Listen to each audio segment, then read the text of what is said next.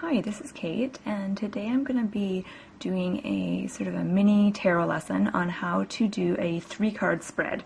So today I'm going to be demonstrating the past, present, and future spread, and I'm going to be using just your basic universal weight tarot deck.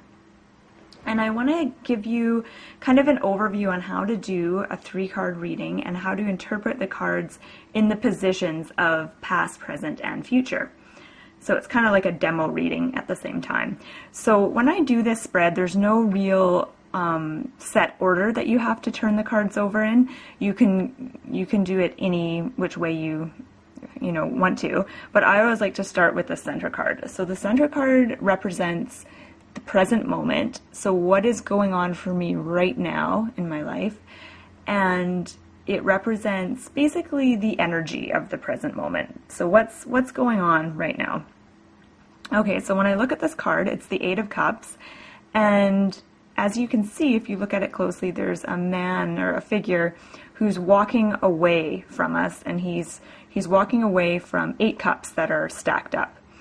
So this is definitely a card of leaving something behind, of letting go, and I always see this card as kind of going off in search of more fulfillment in life. So I always think the figure in the card is searching for something that's going to be more fulfilling, and he's leaving behind some things in his life. And sometimes you might feel that this card doesn't represent what's going on for you right now. So if that's the case, there's other ways to look at this. So another way to interpret this card is seeing it as representing the challenges that you're facing right now. And if I were to interpret this card through that lens, one challenge that this card represents is being able to let go and leave something behind, knowing when to quit and knowing when to move on.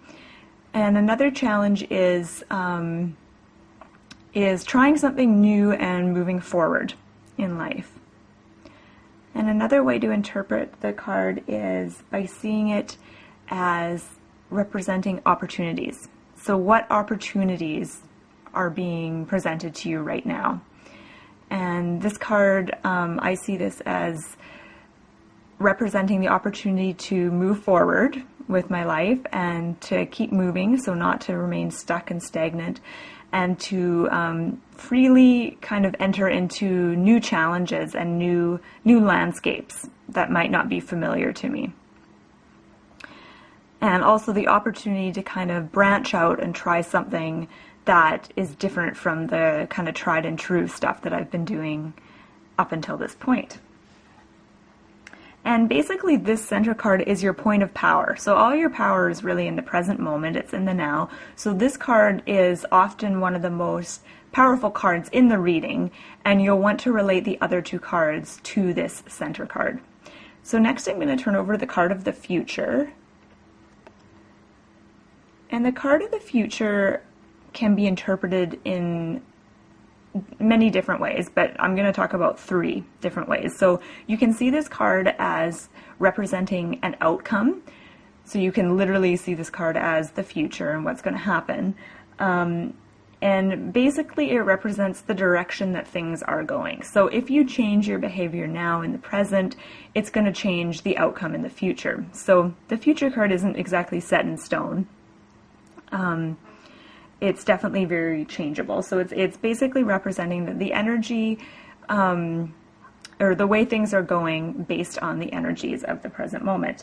And you can also see this card as representing what you are wanting in your life. So it can represent a goal that you might have for yourself.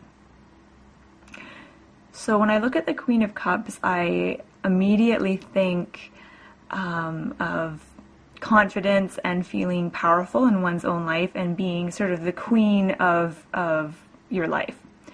And so this is definitely a goal of mine, to be very independent and self-assured, and also being in touch with my emotions and my intuitive abilities, and also really being able to be creative and be able to manifest things, which is what I see this card as representing, is that ability to focus and to manifest and to really make things happen in one's life.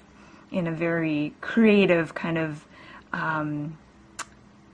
feeling kind of way.